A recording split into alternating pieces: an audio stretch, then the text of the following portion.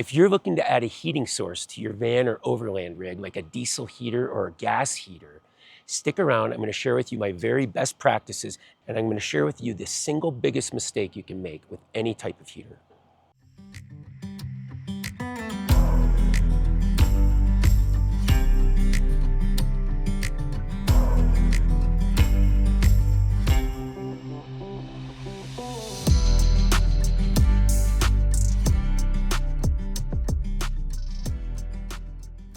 Welcome to episode 3 of Talking Shop. I'm Scott from White River Overland, and today we are going to be talking about furnaces, diesel or gas. We've been servicing and installing these heaters for a long time, and here are some of the things that we've learned along the way.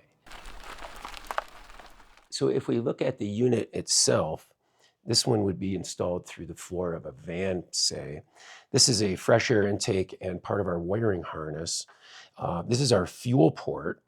And this is our exhaust. So everything that we burn will be exhausted, of course, outside the vehicle. Fuel is combusted inside of here, and a fan pushes fresh air across that heat, and out of the heat register comes our warm air. Remember, folks, we're combusting fuel. Even though we're exhausting outside the vehicle, it's important anywhere you sleep that you have a carbon monoxide detector that's got adequate power or batteries.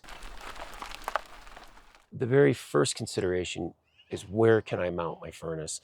Typically on a Sprinter van, especially on this 144, we'll mount something like a small heater underneath the seat. Regardless of where you mount it, you need to be able to access through the floor, and you need to be able to access fuel and power. So the key considerations here are fresh air coming in. If we starve the unit of fresh air coming in, we will end up with too much fuel, and that will cause problems. You must make sure that you have ample room for your heater or furnace to breathe. Equally as important is how you exhaust the furnace. Try to keep your exhaust as short as possible. And remember, if you have to have a low point somewhere in your exhaust, drill a 1/8 inch hole in the bottom to relieve and let moisture come out. If you haven't mounted a furnace yet, make sure you plan ahead so that you know where you're going to mount your controller. This is also your thermostat. So if you don't have wall panels inside, you may have to make a bracket to keep this up temporarily. And if you're trying to retrofit and add a furnace to an existing build, this might be a challenge, getting the power and the wires to come from this location back to the furnace. Don't overlook, you need power to run this diesel heater. While the fuel source is the diesel or gas, it still requires 12-volt power to run the fans and the controller. So make sure you have an adequate power source, and it should not be your chassis battery. Let's talk about fuel, whether it's diesel or petrol. Either way, the fuel is introduced into the unit from an auxiliary or perhaps even your factory fuel tank. And that comes through a standpipe. And that standpipe goes into the tank, but it doesn't go all the way to the bottom. It doesn't want to pick up any debris at the bottom. So it'll sit a little bit off the bottom. If you let your fuel level drop too low, you will introduce air into your system, and that'll cause a problem. So always make sure that you have at least 1/4 of a tank when you run your furnace. So now that you have your furnace, how do we operate this properly? One of the biggest mistakes people will do is to turn it on and turn it off without letting it cycle fully. When we're talking about starting a heater like this, it doesn't produce hot air instantaneously. The heater is going to measure ambient temperature. It's going to start warming the glow plug. It'll then introduce fuel. It'll then combust. And then once there's enough heat, it'll introduce air to push that heat out. This sequence can take anywhere from 5 to 10 minutes. The biggest mistake would be to turn off your heater before it could get fully up to speed and run on hot cycles so that it can burn all of the fuel that's in its chamber.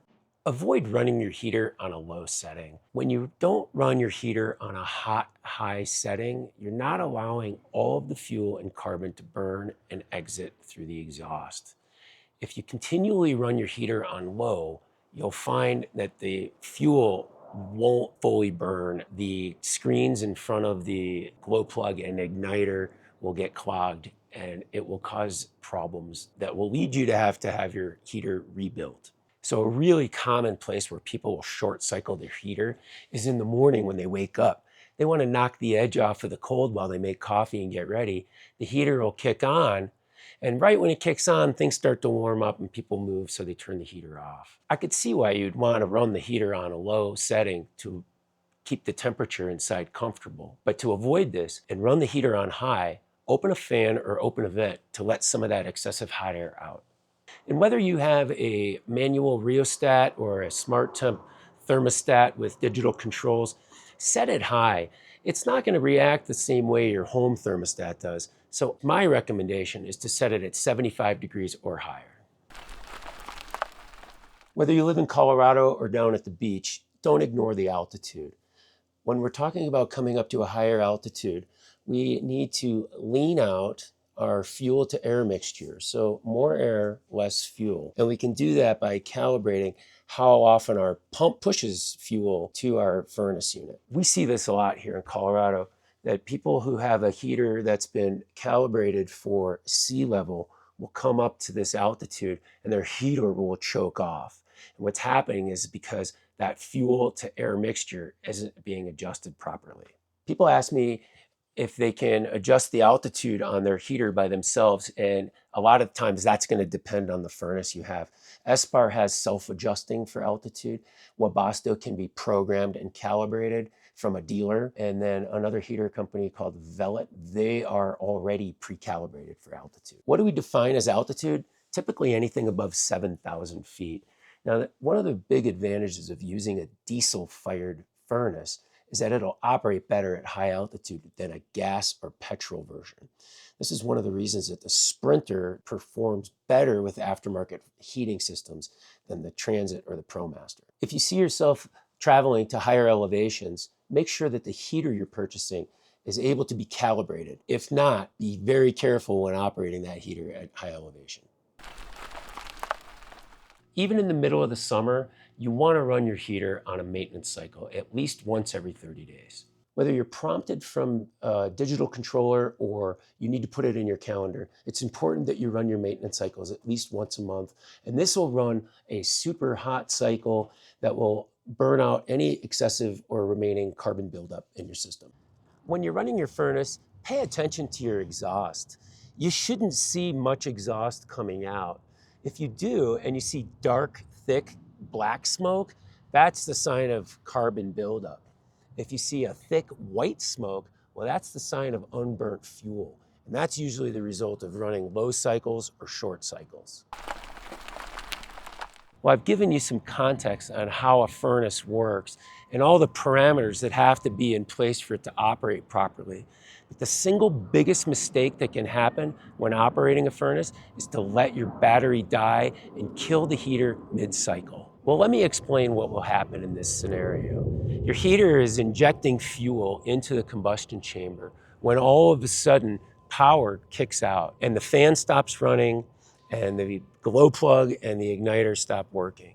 Now we have basically a heater that's got unburnt fuel sitting inside. What you do next is critical. You can compound this problem by trying to restart your heater, especially before your voltage is back up on the battery. Each time you restart your heater, you're going to be injecting more fuel into the system. See, the heater doesn't know that it already has unburnt fuel inside. Eventually, you'll flood the system, and the only way to alleviate it is to take it out and rebuild it, not something you can do in the field. If you're in the Aspen area or traveling through Western Colorado and need some help with a heating system, stop by White River Overland. We'd love to help. And also, leave your feedback in the comments. We'd love to hear from you. Thanks for watching another episode of Talking Shop with White River Overland. We'll see you next time. It's not goodbye, it's so long for now.